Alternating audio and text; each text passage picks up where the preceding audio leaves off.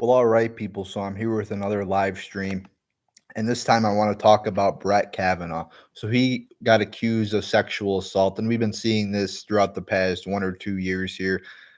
Celebrities getting accused of sexual assault. And this is a very slippery slope because it's very easy for some woman out there just to go and accuse somebody of sexual assault. And basically, there's no evidence for most of these. It's just he said, she said thing, and it's like on one end, you don't want uh, sexual predators being part of the government or being respected members of society. I mean, you want to get to the bottom of this, but at the same time, it's very dangerous because anybody can destroy anybody's life merely by an accusation that may or may not be true.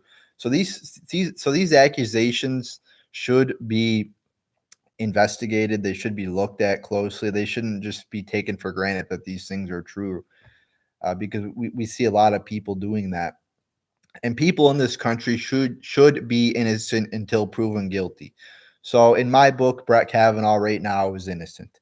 All right, and until he is convicted or until there's like credible evidence to back up this woman's story, uh, I don't believe it because I mean we don't want the Salem witch trials happening here in America where people can just accuse somebody of being a witch and th- then it's the other way around. They're guilty until proven innocent. So it's always not. There is a benefit to the Me Too movement or whatever you want to call it. That I think there were legitimate sexual offenders that were exposed for being pigs, for being just complete jackasses or whatever. Just being the scum of the earth. People who sexually assault women are one of the lowest forms of scum here on planet Earth. But at the same time, there was probably a lot of innocent people that were accused of sexual assault by women just looking to get fame and fortune, and lawyers just looking again to get publicity and money. And Brett Kavanaugh is being accused of something he did in high school 35 years ago. So of course it comes right before the time that they're going to vote on this, on his nomination to the Supreme Court. So this seems like quite a coincidence here. Quite a coincidence here. And we've seen this time and time again with politicians. Donald Trump was accused of it by some women. Um, a lot of people are accused by it at key times in their careers, whether it be politics or them being celebrities or whatever.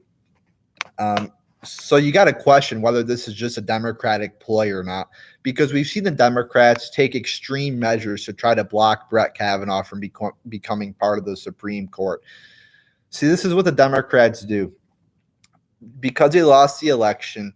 They can't stand that they lost the election and Donald Trump beat them. They demonized him for 2 years. The media hated him. They said every negative thing in the book about him. The entire establishment was against Trump. They thought no way Trump was going to win, but he did. So the establishment can't take it. So instead of actually winning at the ballot box, we have a midterm election coming up where the Democrats could retake the House or the Senate possibly. So instead of trying to win it back at the ballot box, they're trying to subvert democracy and do it through ways like impeachment, do it through ways like uh, trying to block Donald Trump's nominations to the Supreme Court. It's really a disgusting thing to do, and we see the deep state too working to subvert democracy, as we've seen with the op-ed in the New York Times. So the establishment is not listening to the will of the people, and the will of the people voted Donald Trump into office. We saw Cory Booker like doing he's like, oh, I'm Spartacus. That's what he said. He's like, oh, I'm Spartacus. I'm revealing this piece of classified information about Brett Kavanaugh. I mean, we see all these extreme measures being taken to try to block his nomination. So that leads me to believe that this thing may be a Democratic ploy. But the thing that sucks about these allegations is you just don't know. I mean, a lot of them are anonymous. At least this one isn't anonymous. At least the accuser came forward.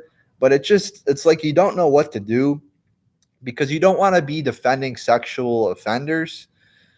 somebody who it's like, oh, that possibly they committed a sexual offense and nobody knows.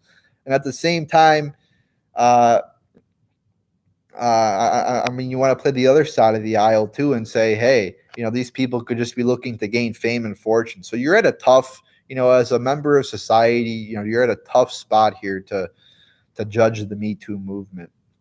But like I said, when it comes down to it, I live in America, and one of the founding principles in America is innocent until proven guilty. So until we see some legitimate proof about this, I don't buy it. And of course, it's a very convenient coincidence that this allegation comes at a time right before he is being confirmed to the Supreme Court.